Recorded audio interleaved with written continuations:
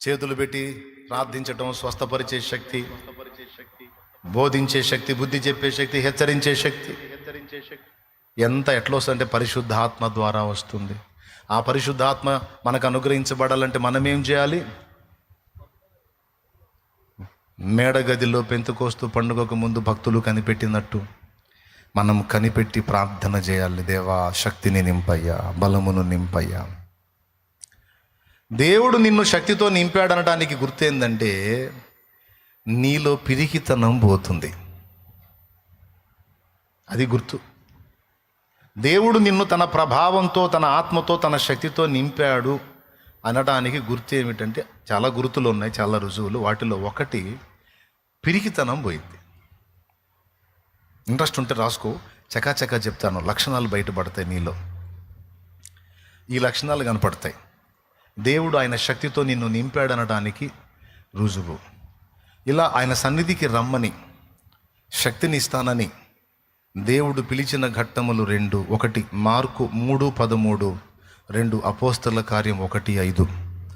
Mark 3:13లో ఆయన కొండ ఎక్కి తనకిష్టమైన వారిని పిలువగా వారు ఆయన యొద్దకు వచ్చిరి. వారు తనతో కూడా ఉండునట్లును. మొట్టమొదట ఏం చేయాలంట? తనతో ఉండాలట. తనతో ఉండి ఏం చేయాలంటే శక్తితో నింపబడాలట, ఆత్మను పొందుకోవాలట. అలా పొందిన తరువాత ఆయనతో ఉండి ఆయన బలమును, శక్తిని, అభిషేకమును, జ్ఞానమును పొంది ఆ తర్వాత ఫీల్డ్లోకి వెళ్ళాలి. ఫీల్డ్లోకి వెళ్ళి పనిచేయాలి. ఆ తర్వాత దయ్యాలు వెళ్ళగొట్టే శక్తి వచ్చింది. ఆ తర్వాత దయ్యాలను శాసించే శక్తి వచ్చింది. ఆ తర్వాత ఆత్మల్ని గెలిచే శక్తి వచ్చింది. ఆ తర్వాత స్వస్థపరిచే శక్తి వచ్చింది. ఆ తర్వాత భాషలు మాడే శక్తి వచ్చింది. ఆ తర్వాత ప్రవచించే శక్తి వచ్చింది. ఆ తర్వాత అద్భుత కార్యాలు చేసే శక్తి వచ్చింది. ముందు ఆయనతో ఉండాలి, ఆయన సన్నిధిని కనిపెట్టుకోవాలి. నింపు నీ బలముతో నన్ను, నింపు నీ శక్తితో. నీ ఆత్మతో నన్ను బలపరచు, నీ చిత్తము చేయుట కొరకు. నీ ఆత్మతో నన్ను బలపరచు, నీ చిత్తము చేయుట కొరకు. చాలు, ఎక్కువ పడితే టైం పోయింది మళ్ళీ మనకి. దేవునికి స్తోత్రం. ఆయన చిత్తం చేయడానికి మనకు బలం రావాలంటే ఏం చేయాలి? ఆయనతో కూడా ఉండాలి. వారు పేతురు యోహానుల ధైర్యము చూచినప్పుడు, అపోస్తల కార్యము 4, వారు పేతురు యోహానుల ధైర్యము చూచినప్పుడు, ఏమి చూచినప్పుడు? బోధ చూచినప్పుడా? కార్యాలు చూచినప్పుడా? నో, ధైర్యము చూచినప్పుడు. చదువు అపోస్తల కార్యము 4వ అధ్యాయం, అదేదో వచనం చదువుకో, 13వ వచనం. అదంట. వారు పేతురు యోహానుల ధైర్యమును చూచినప్పుడు వారు విద్య లేని పామరులను గ్రహించి ఆశ్చర్యపడి, ధైర్యమును చూసి వారు పేతురు యోహానుల ధైర్యమును చూచినప్పుడు వారు విద్య లేని పామరులను గ్రహించి ఆశ్చర్యపడి వారు యేసుతో కూడా ఉండిన వారని గుర్తెరిగిరి. యేసుతో కూడా ఉండినప్పుడు ఏం జరిగిద్దంటే ధైర్యమునిచ్చే ఆత్మ మన మీదికి వస్తాడు. పరిశుద్ధాత్మ మన మీదికి వచ్చినప్పుడు ముందు కనపడే లక్షణం ఏమని చెప్పాను? ధైర్యం. ఏంటి అక్కడ అభిషేకంతో 4లోని ఇటుపక్క పేరాలో వారు ప్రార్థన చేసినప్పుడు అభిషేకంతో నిండారు. ధైర్యముగా బోధించు. ఆత్మ వచ్చినప్పుడు మనలో కనపడేది ధైర్యం. ఇక దెయ్యాలకు భయపడం, రోగాలకు భయపడం, అధికారాలకు భయపడం, ఎవడికి భయం ఉండదు. ఇక గొల్యాతు 6 మూరల జానడు అంత పొడుగుంటే దావీదుకి అసలు ఏందిరా వీడు అన్నట్టుంది. ధైర్యం, ధైర్యం, ధైర్యం ఉంటుందండి. అది మొదటి లక్షణం, మనలో కనపడే మొదటి లక్షణం. పరిశుద్ధాత్మ అభిషేకం కోసం, ఆత్మశక్తి కోసం నువ్వు ఆయన సన్నిధిలో కనిపెట్టి ప్రార్థన చేయాలి. ఇది పక్కా.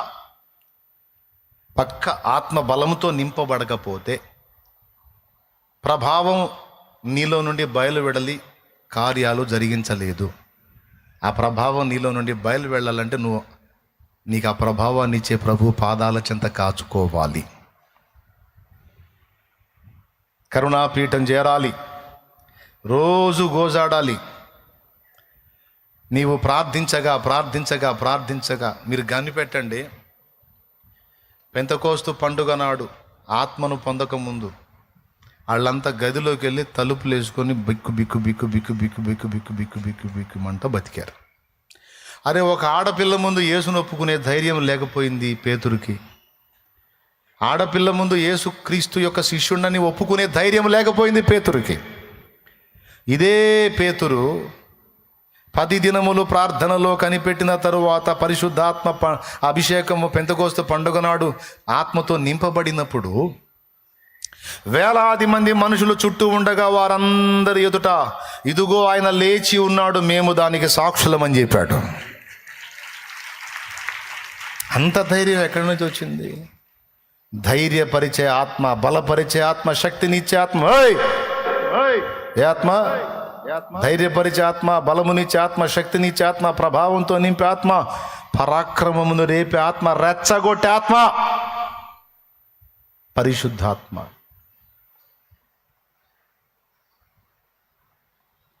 ఆ శక్తితో నింపబడ్డారు. ఇక భయం లేదు, గీయం లేదు. వాళ్ళు పిలిచి వార్నింగ్ ఇస్తే ఏం చేస్తారు? చంపుతారా? చంపండి. మేము కన్న వాటిని గూర్చియో విన్న వాటిని గూర్చియో చెప్పక ఉండలేమో, మా వల్ల కాదు, మీ చేతనం చేసుకోపో. ఏం చేస్తావు? ఫైనల్గా చంపుతావు. చంపితే ఆయన లేట్ అయింది, తిరిగి బతికిస్తాడు. ఏమైంది? ఏం చేయలేవు. కానీ అని సింహగర్జన చేశారు. అరే, పిల్లి కోనలు సింహగర్జన చేస్తున్నా ఏమిటి? అభిషేక ప్రభావం. ఏమిటి అభిషేకం? పరిశుద్ధాత్మ అభిషేకం. 7 అడుగుల సౌలుకు లేదా దమ్ము, ఇశ్రాయేలు సర్వ సైన్యమునకు లేదా దమ్ము, దావీదు అన్నలు ఏలియాబు చిన్నోడు, రెండోవాడు, మూడోవాడు అన్నలకు లేదు ఆ దమ్ము. అరే, గొర్రెలు కాచుకునేవాడికి ఉందా దమ్ము? అంతేనా? యుద్ధ భూమిలోకి పోయాడు, గెలవనే గెలిచాడు. పరిశుద్ధాత్మ అభిషేకము మన మీదికి వచ్చినప్పుడు మన కనబడే రుజువులలో మొట్టమొదటిది ధైర్యపరచు ఆత్మ. ధైర్యం పొందుతాం. రెండవది శత్రువు మీదికి రేపబడతాం. మైండ్ లేదు, ఏ కాడికి శత్రువుని ఎట్టగోల్చాలన్న దృష్టే ఉంటుంది. శాంసన్ మైండ్ అట్లా అయిపోయింది. పరిశుద్ధాత్మ ఆయన మీదికి వచ్చినప్పుడు ఫిలిస్తీన్లకు ఏమైనా చెయ్యవలెందని అతడు రేపబడ్డాడట. రేపబడి, మమ్మీ డాడీ నేను పెళ్లి చేసుకుంటా అన్నాడు. దాని దేవుంది నాయన, చాలా సంతోషం, మంచి కోరిక కోరావు, తప్పకుండా చేస్తాం అన్నారు. ఎవరమ్మాయినో తెలుసా అన్నాడు. ఎవరమ్మాయిని? మన అమ్మాయినే, ఇశ్రాయేలీల అమ్మాయినే అంటే కాదు. మరెవరు? నేను ఫిలిస్తీన్ల అమ్మాయిని చేసుకోవాలనుకుంటున్నా అన్నాడు. కయ్యం పెట్టుకోవాలంటే ముందు వియ్యం కావాలి కదా. ఇశ్రాయేలులో ఆడపిల్లలు లేరని నువ్వు ఫిలిస్తీన్ల కుమార్తెను కోరుచున్నావా సంసోను? ఏమిటి నీ ఆలోచన అంటే, లేదు ఇశ్రాయేల్ కుమార్తెలు వద్దు, నాకు ఫిలిస్తీన్ల అమ్మాయే కావాలి. తల్లిదండ్రికి ఆశ్చర్యం. మీరు న్యాయాధిపతుల గ్రంథం 14వ అధ్యాయం చూడగలిగితే, ఫిలిస్తీన్లకు ఏమైనా చేయవలెనని అతడు ఆత్మచేత రేపబడిందని సంసోను తల్లిదండ్రులకైనను తెలియదు అన్నాడు. 14:4 చదువు. 14:4 న్యాయాధిపతుల గ్రంథము. అయితే ఫిలిష్తీయులకు ఏమైనా చేయుటకై యెహోవా చేత అతడు రేపబడినన్న మాట అతని తల్లిదండ్రులు తెలుసుకొనలేదు. పరిశుద్ధాత్మ అభిషేకము నీ మీదికి నా మీదికి వస్తే ఫిలిస్తీయులకు ఏమైనా చేయుటకు మనం రేపబడతా ఉంటాం. మనకు ఫిలిస్తీయులు ఎవరంటే శత్రువు, సాతాను, దురాత్మలు. వాళ్లకు చిచ్చు పెట్టడానికి మన మనసు లాగుతూ ఉంటుంది. ఏం చేద్దాం? పైన అభిషేకం. ఇక ఆస్తులు సంపాదిద్దాం, కుప్పేద్దాం, మేళ్ళలు కడదాం, మిద్దెలు కడదాం, అవి పొందుదాం అని ఉండదు. సాతాను చెరలో ఉన్న బందీలైన ఆత్మలని బంధ విముక్తుల్ని చేయటానికి రేపబడతా ఉంటాం. ధైర్యం పొందుతాం. దైవ సేవకై రేపబడతాం. దైవ సేవ చేయటం అంటే ఏంటి? సైతానుకు చిచ్చు పెట్టడమే, సైతానుగాడి కుట్రలు కుతంత్రాలు నాశనం చేయటమే. సిలువను మోసే శ్రామికుడన్ సిలువను ప్రకటించే సైనికుడన్ సిలువను మోసే శ్రామికుడన్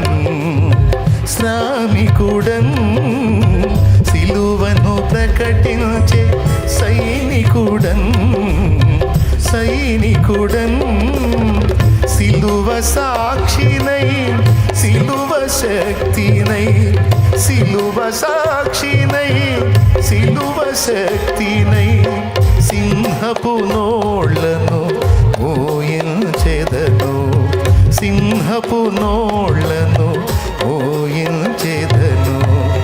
ఆశ్రయము నీవే, ఆధారం నీవే, ఆదరణ నీవే. దేవునికి మహిమ. ఇంకా దేవుని పనికే రేపబడతా ఉంటారండి. ఈ లక్షణాలు మీలో ఉన్నాయో లేవో చూసుకోండి. మొట్టమొదటిది పిరికితనం ఉండదు. రెండవది దేవుని పని కొరకు, దైవ సేవ కొరకు, దైవ చిత్తం యొక్క నెరవేర్పు కొరకు, సాతాను మీద పోరాటం కోసం, వాడి బంధకాల్లో ఉన్న ప్రజల్ని బయటికి తేవటం కోసం పదే పదే పదే పదే మనసు రేపబడతా ఉంటుంది. మూడవది సమస్యను చూసే దృష్టి మారిపోయిద్ది. అభిషేకం మన మీదకి వస్తే సమస్యను చూసే దృష్టి మారిపోయిద్ది. అభిషేకం కోల్పోయిన సౌలేమో గొలియాతును చూసి గుండె దడొచ్చి కూర్చున్నాడు. అభిషేకం కోల్పోయిన సౌలు గతి ఏమైంది?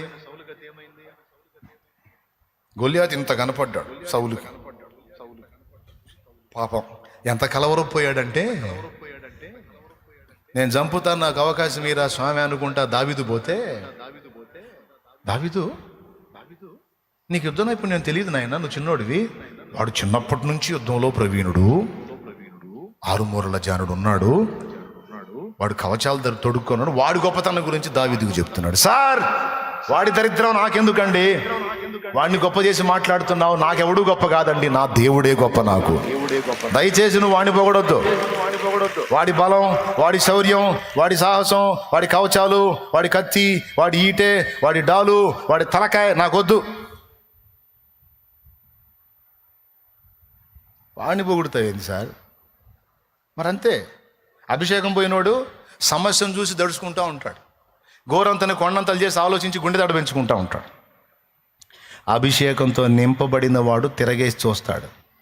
కొండ కూడా ఇంత కనపడిద్ది.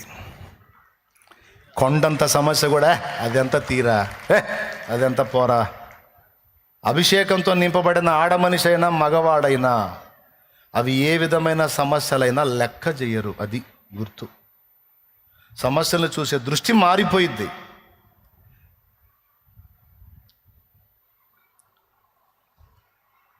భూతద్దం 2 రకాలు ఉంటుంది. ఇటు ప్రక్క నుంచి చూస్తే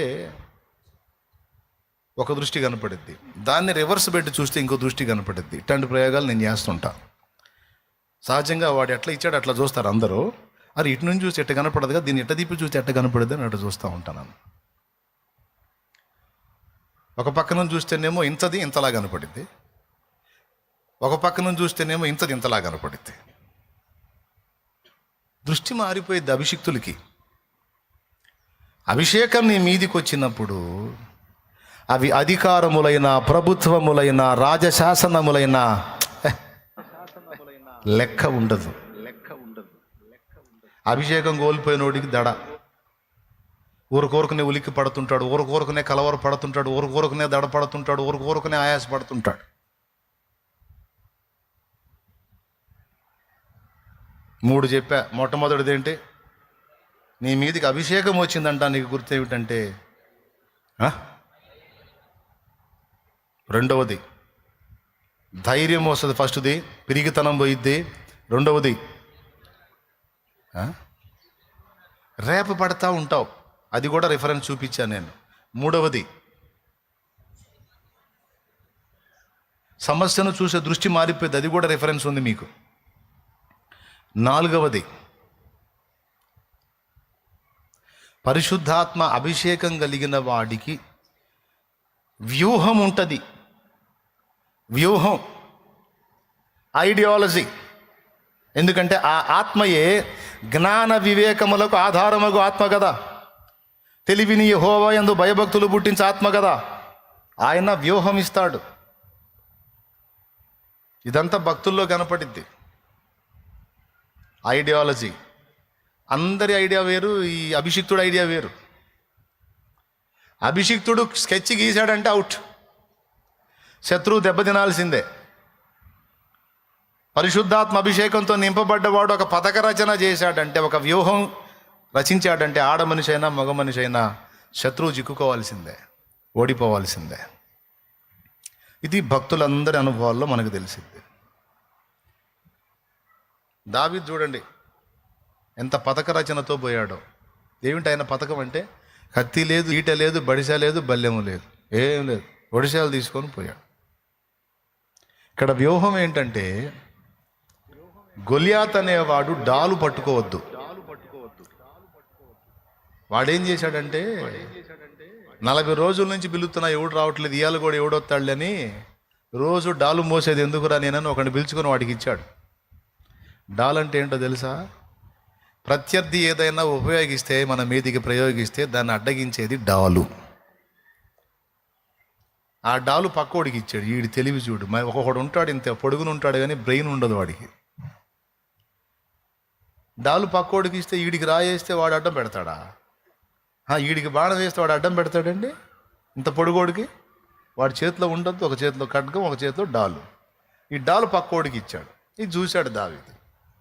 అదంతే కంటిన్యూ చేయాలంటే నేను ఆయుధాలు తీసుకొని పోకూడదు. అది ఒక పక్కన డాలు తీసుకున్నాడు చూడండి ఒకడు.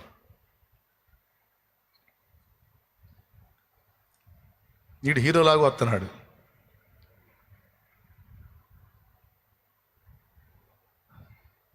ఆ వ్యూహం అర్థమైపోయింది.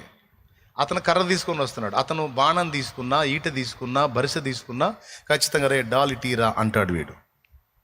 వీడు డాల్ అడగొద్దు అంటే మన చేతిలో ఏం కనపడొద్దు, వాడికి ఏం కనపడలా.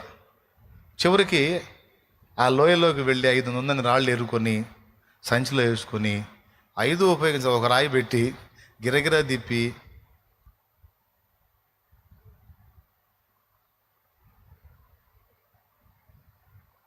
అది ఒడిసేలా.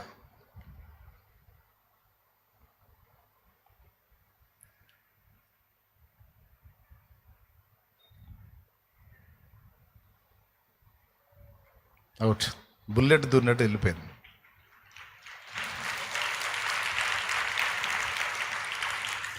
అభిషేకం కలిగిన వాడు పిచ్చి పోరాటాలు చేయడు.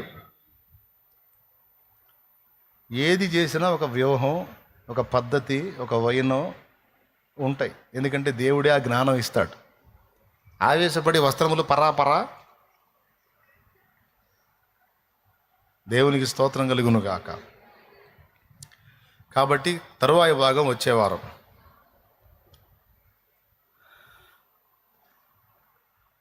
నాలుగు లక్షణాలు చెప్పి 4 5 మిగిలిన ఈసారి ఎప్పుడన్నా చెప్తా. నీవు పరిశుద్ధాత్మ చేత నింపబడ్డావు అనడానికి మొదట ధైర్యపరచబడతావు, రెండవది శత్రువు మీదికి రేపబడతావు, మూడవది సమస్యను చూసే దృష్టి మారిపోతుంది. చిన్నవి కూడా పెద్దవే కనపడతాయి అభిషేకం లేని వాళ్ళకి. అభిషేకం పొందినోడికి పెద్దది కూడా చాలా చిన్నదిలా కనపడుద్ది. నాలుగవది వ్యూహ ప్రకారము, పద్ధతి ప్రకారం పనిచేస్తారు అభిషేకం కలిగిన వాళ్ళు. నేను అవన్నీ వెతుక్కుంటాను.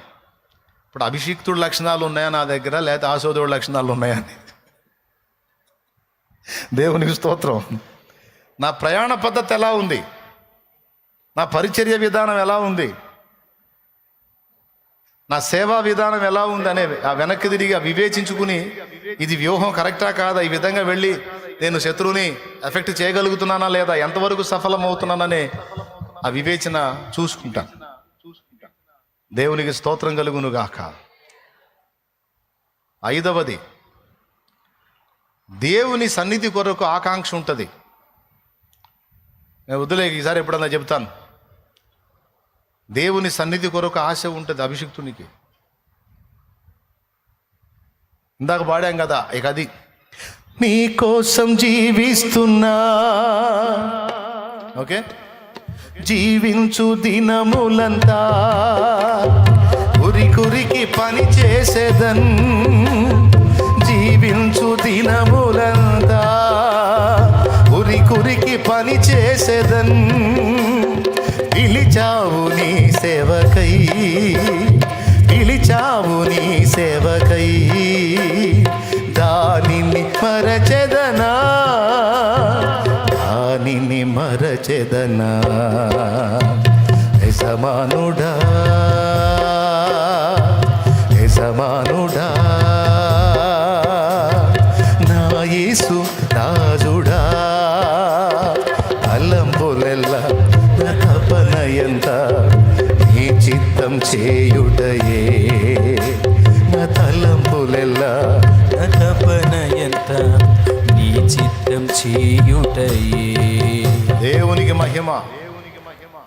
దేవుని సన్నిధిని ప్రేమిస్తారు, దేవుని సన్నిధి కొరకు ఆశ కలిగి ఉంటారు. పరిశుద్ధాత్మ అభిషేకం పైన ఉంటే హృదయము దేవుని కొరకు కోరుకుంటూ ఉంటుంది. ఎప్పుడు ఇంట్రెస్ట్ ఉంటే రాసేసుకో. 6వది, దేవుని ప్రభావం ఈ వ్యక్తులలో చేయునట్లు విశ్వాసము వృద్ధి అయిద్ది. విశ్వాసం గ్రోత్ అవుతుంది. పరిశుద్ధాత్మ అభిషేకం ద్వారా పొందే విశ్వాసం వేరు, సహజంగా కలిగి ఉండే విశ్వాసం వేరు, అభిషిక్తులు కలిగి ఉండే విశ్వాసం వేరు. మోషే మీద ఉన్న అభిషేక ప్రభావం ఎంతంటే, చేయి చాపి సముద్రం 2 పాయలగునట్లు ఆజ్ఞాపించంటే, వామ్మో సముద్రమా ప్రభు 2 పాయలా, అమ్మో అనలా. వెంటనే ఆ కర్రను సముద్రం వైపు చూపించి 2 పాయలగునట్లు ఆజ్ఞాపించాడు. ఏం సందేహించలా. అంటే దేవుడు చేయగలడని నమ్మాడు. ఆ బండను కొట్టు, నీళ్ళు ఇస్తుంటే కొట్టాడు. ఈ చెట్టును తీసుకెళ్ళి అందులో వేయంటే వేయించాడు. ఇది ఎలా జరిగిద్దన్న ప్రశ్నే లేదు. మోషే మీదున్న అభిషేకం ఎంత అంటే, మోషే మీదున్న అభిషేకములో 1 పాలు డిసైడ్ చేస్తే, నిర్ణయిస్తే అది 70 మంది మీదికి వచ్చింది. అంత అభిషేకం ఉంది మోషే మీద. అభిషేక ప్రభావం ఎంత విశ్వాసాన్ని మోషేలో కనపరిచిందంటే, ఫరో రాజును కూడా లెక్క చేయాల. అప్పట్లో అగ్రరాజ్యం అది. వాడు అగ్రరాజ్యపు రాజు. అందులో వాడు మిడిమేలో నడమంత్ర 2 కలగలిసి పుట్టినోడు. వాడు ఆ దరిద్రుడు. వాడిని అందరూ అదురుకొని వస్తారైతే వాడిని పోయి కదిలిచ్చారు వీళ్ళు. వాడితో ఆడుకున్నారండి వీళ్ళు. మోషే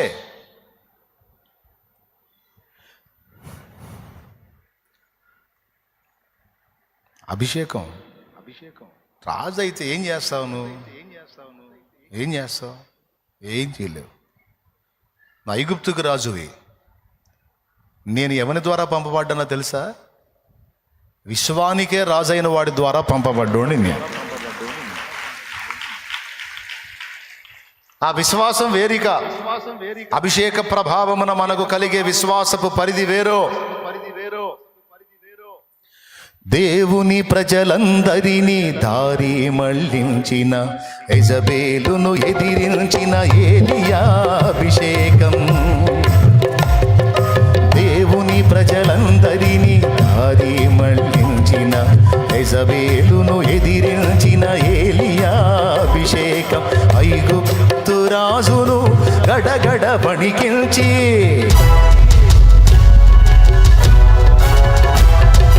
ఐగుప్తు రాజును గడగడ వణికించి అనవారిని విడిపించిన మోషే అభిషేకం. తన వారిని విడిపించిన మోషే అభిషేకం.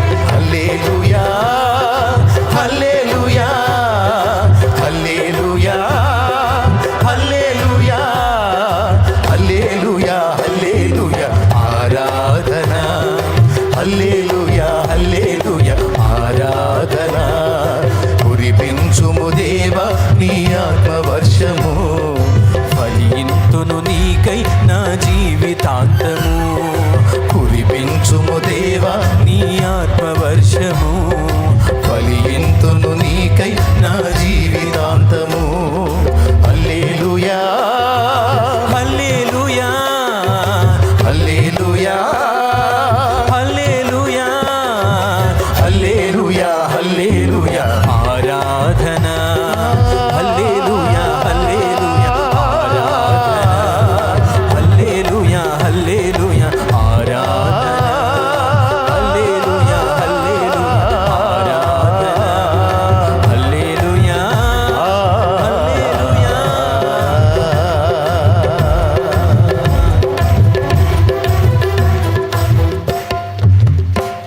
అభిషేకము లేని వాళ్ళ విశ్వాస పరిధి వేరు, అభిషిక్తుల విశ్వాస పరిధి వేరు. ఇది 6వది. 7వది, పరిశుద్ధాత్మ అభిషేకము మన మీదికి వచ్చినప్పుడు పరిశుద్ధాత్మ తప్పకుండా కొన్ని శక్తులు మనలో విడుదల చేస్తాడు, కొన్ని ప్రభావాలు మనలో విడుదల చేస్తాడు. అది జరిగిద్ది.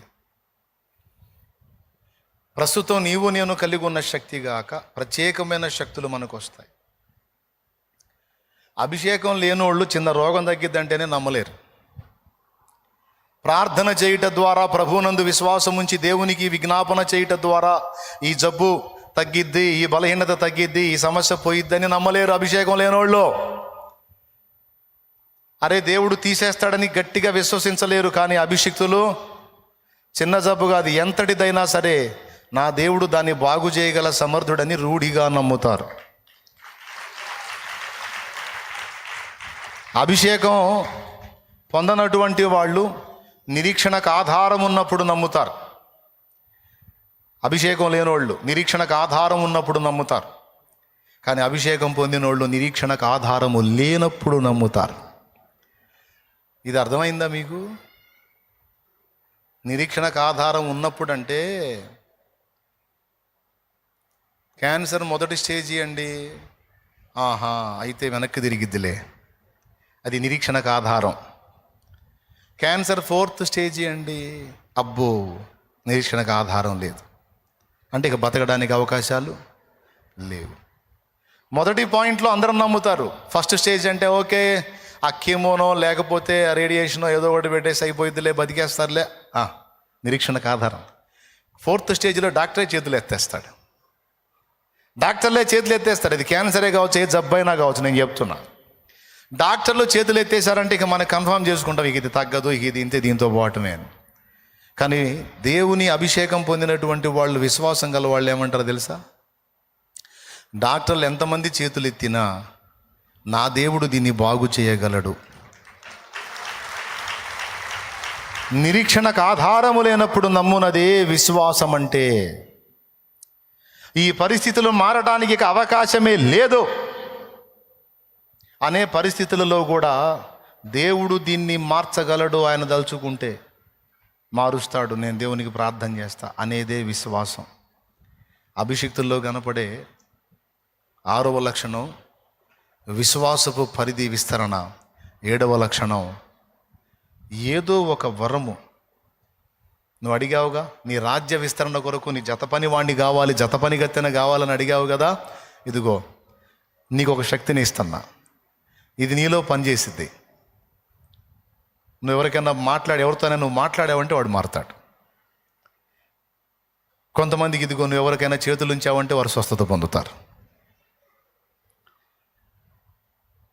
ఇదిగో ఏదైనా నువ్వు అనుకున్న కార్యం జరగాలంటే ఇదిగో నేను జరిగిస్తాను, ఇది ఈ విధంగా జరిగింది, ఈ విధంగా జరిగిందని కొన్ని శక్తులు కూడా.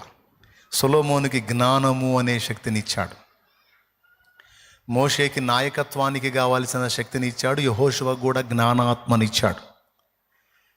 నాయకత్వానికి కావలసినటువంటి జ్ఞానాత్మ. బెసలేలుకి ఆత్మ ద్వారానే పనితనం చిత్రమైన పనులు కల్పించే శక్తినిచ్చాడు. ఇదంతా లేఖనమే. పరిశుద్ధాత్మ అభిషేకం మన మీదికి వచ్చినప్పుడు మనం కలిగి ఉన్న వాటికంటే అదనంగా కొన్ని శక్తులు దేవుడు మనలో ఉత్పత్తి చేస్తాడు. అది మనకు అర్థమైద్ది. ఏమన్నా అర్థమైందో నేను చెప్పింది? ఇవన్నీ అభిషేకం పొందిన తర్వాత మన నుండి వ్యక్తమయ్యేటువంటి లక్షణాలు 7 చెప్పాను, ఇంకా చాలా ఉన్నాయి. నిజంగా నువ్వు దేవునిలో ఫలించాలని ఆశ నీకుందా? అట్లయితే నువ్వు దేవుని సన్నిధిలో కనిపెట్టాలి. పై నుండి నీ మీదికి దేవుడు తన శక్తిని పంపునట్లు దేవుని సన్నిధిని అపోస్తలుల వలె కాచుకోవాలి. నేను కాచుకోవాలి, మనం కాచుకోవాలి. మరి ఎక్కువగా ఫలించాలంటే మరి ఎక్కువ శక్తి పొందాలి.